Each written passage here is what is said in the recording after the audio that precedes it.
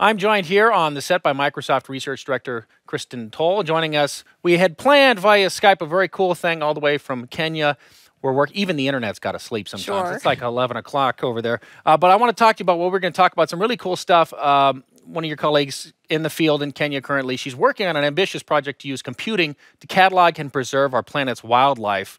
And it's quite fascinating. And the easiest way that I would sort of explain sort of what's happening is that essentially things like zebras, the stripes on their backs are like fingerprints. They're actually that unique, and that this technology is able to help track them, identify them, catalog them, and all of that, right? Absolutely. In fact, if you think about the example this morning in Harry Schum's talk where they had the dogs come out and they were saying what kind of dog they were. Yeah, right. With individual animals like zebras, they're like, well, barcodes. Essentially, you can use machine learning to not only identify what type of animal that they are, but get down to even individual animals and be able to see how they interact with one another, be able to track their progress through life without having to put any kind of heavy sensor or thing like that actually might disrupt their migration patterns or something like that. So, yeah, that same technology that we were showing this morning can be applied in the wild with using low-cost sensors, camera traps, even flyover video drones. No, I'm going to ask you more about the Microsoft collaboration here, but we were going to talk to Tanya about sort of this strong citizen science aspect to the project. Sure. Can you speak to that at all? Absolutely. So we all take photos all of the time. Right. We're camera happy. And one of the things that we know is that everybody has a camera phone, even in Africa, in these emerging nations. And the thing we want to be able to do is, you know, the quality of those images isn't always necessarily the best, but that's actually how we can track these animals, how we can monitor where they go in the wild, how they interact with one another is through these types of video images or even just simple camera phones. And the way that we're doing is we're taking machine learning to identify the individual animals in there, but allowing people to really sort of participate in that process. If they're out in the wild, they're out on a hike, they want to take an image of a particular animal, they can take a shot of it and say, this endangered species is actually in this particular location. We can get the GPS location read from the phone as well. Now, as I mentioned, we had a little bit of an internet issue here. We're going to talk with Tanya Berger Wolf, Associate Professor, University of Illinois, Chicago. We actually did an interview with her earlier. We're going to take a look at that now. Great. Hi, Tanya. I'm so glad that you could be with us today. Can you tell us a little bit more about your computational ecology project? Yes. We're building an image-based ecological information system. This is a computational system that will allow us to go from images, which have become the most abundant source of data about the natural world, to scientific insights through the pipeline of image analysis, information integration, and queries, analytical queries to those data. We want to create a biodiversity view of the planet through the lenses of individual cameras. What outcomes were you expecting? To enable new science. Wow. The field ecology, field biology, is limited by the number of people that can collect data, the ability to put out sensors in often inaccessible environments, to capture the animals that have to be just at the right spot at the right time. And then if we go to more automated image data collection sources, then the limit is the ability to analyze them. So by putting together the system where we can go from all this multitude of images to the data extracted from that, we're hoping to enable science at much higher resolution and bigger scale, from individual to ecosystems, from seconds to lifetimes.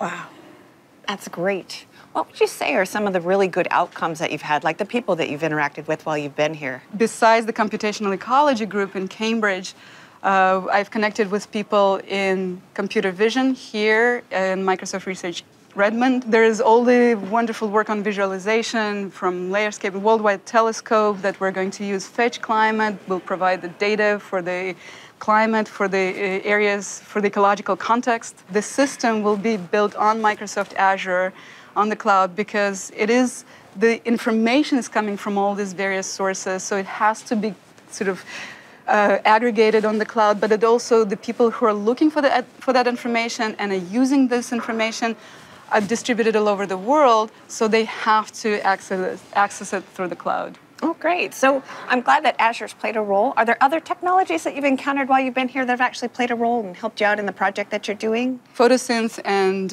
image composite editor are the perfect tools for us to take this multitude of photographs and create a picture of a population, of an animal, of an encounter with a wildlife.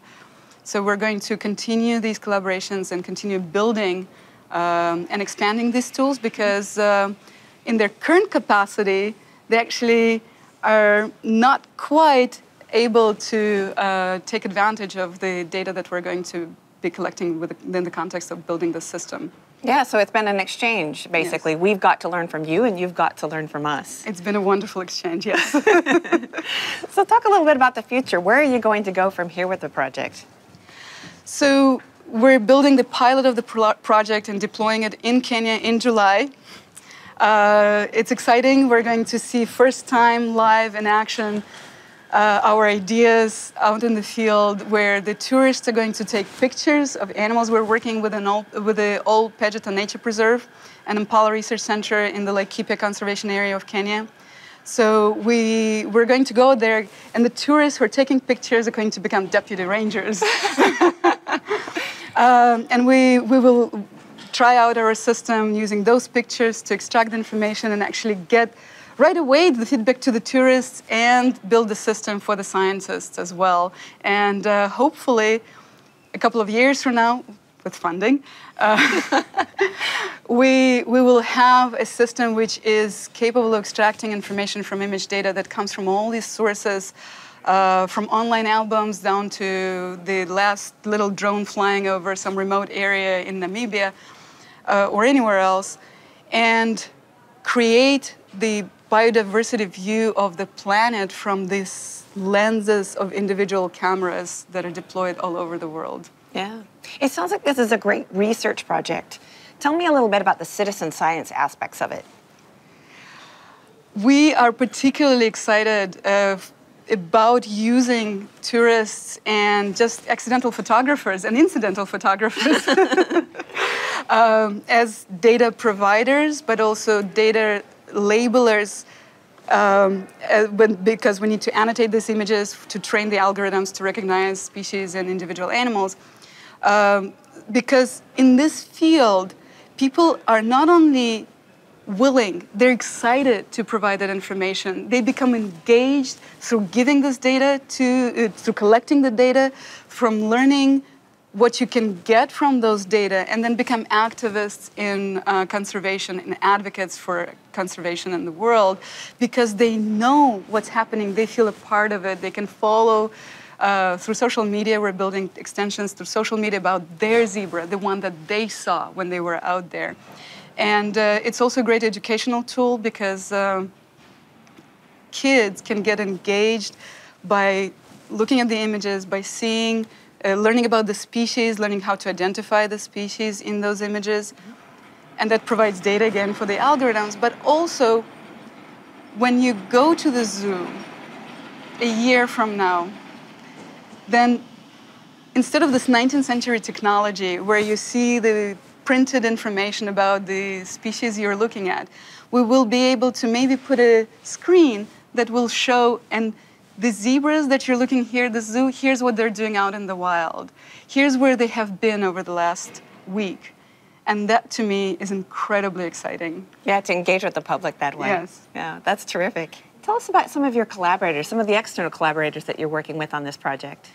Oh, this project would not have happened without the wonderful collaborations of many people involved in this. But the main collaborators for the project specifically are, well, University of Illinois Chicago is involved, of course. Dan Rubinstein is the ecologist from Princeton University. He's been studying zebras and other equids for many years, and so it's through him that we started working many years ago, and this idea of the system came up. And then we're collaborating with a computer vision expert from Rensselaer Polytechnical Institute, Chuck Stewart, and recently have been joined by the Wild Me nonprofit that tracks sharks. Started out by tracking encounters with sharks and citizen science project. So Jason Holmberg from WildMe is our main data architect and building this sort of database foundation for the project. And it's happening in Kenya at the Impala Research Center and the Old Pejeta Nature Conservancy. So with all those people involved, talk about some of the challenges. I mean, obviously with that many folks working with you on the project, that's got to present a challenge. What are some of the others as well? Every bit of it is challenging, from collecting data in uninstrumented, power-constrained and bandwidth-constrained environments such as Kenya. And it's going to be true for every wildlife nature preserve out there pretty much. That's the engineering challenges, to the computer vision research that has to be done to build the system, the information integration, deployment of the system on the cloud, visualization, and the actual analytical engine to be able to ask the ecological questions from those data, to the aspects of citizen science and dealing with people who are involved in data collection and then engagement all the way through the whole process from data to insight, and then education and outreach that we're really hoping will be one of the outcomes of this.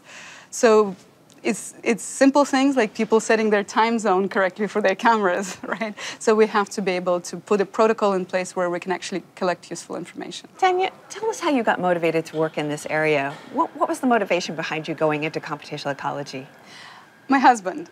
He's an ecologist, and we've been together for a long time. So it is through him that I first heard my first questions about ecology, my first stories, and my first job in ecology as a computer scientist. But it is through Moshe and his colleagues, through these conversations, that I found myself both excited about these questions and quite often thinking, oh, there's got to be a better way of answering this question. And so finally, after many years, I decided to put my brain where my mouth has been and start finding a better way of answering these ecological questions.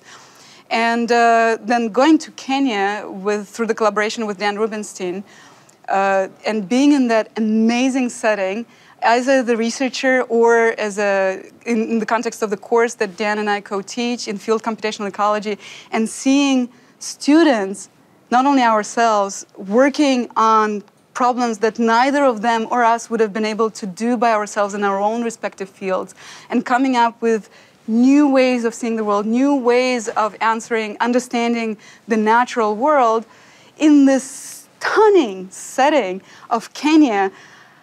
I just find myself thinking something that few people get to say once in their lifetime. I'm doing exactly what I want to be doing, and this is just luck and the amazing opportunity that I continue to be grateful for and continue to be excited by. Well, I really want to thank you for being with us today, Tanya, and I really wish you very good luck out in Kenya and with your project in the future. It sounds like a great project that we're going to have that will help everyone understand computational ecology better. Thank you, and thank you for all the collaborations. Sure. Fun peek back there to conversation between Tanya and Kristin. Kristin is here with me, and we were able to reach out and get in touch with Tanya. She is on the phone. She is in Kenya. We know it's very late, Tanya. In fact, it's almost tomorrow to you. Thanks for staying up very late with us. One question we would love to ask you about is ultimately establishing that relationship with Microsoft. Talk about how you came to work with Microsoft.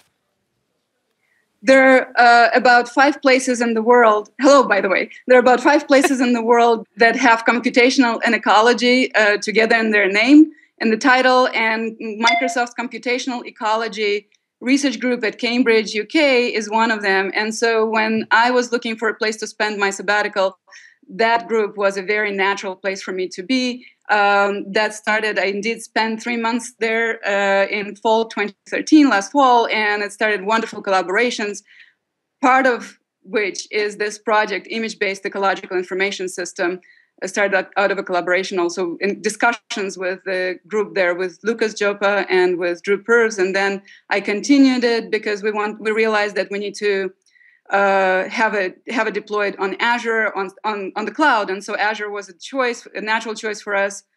And in the spring, I came to work with Kristin Tole and the Connections group at Microsoft Research Redmond. Well, Tanya, we know it's very late there. Thanks for giving us a couple of minutes of your time. We want to let you get some sleep because we know you got zebras to track in the morning in just a couple of hours. Thanks for doing this with us. We appreciate it, and keep up the great work, okay? Thank you, and thank you for the support. Absolutely. Great stuff there, and a big thanks to you, Kristin, as well, for leading the charge, doing the heavy lifting. You interviewed her. I just hit play. Thanks for doing that. No problem. Appreciate it.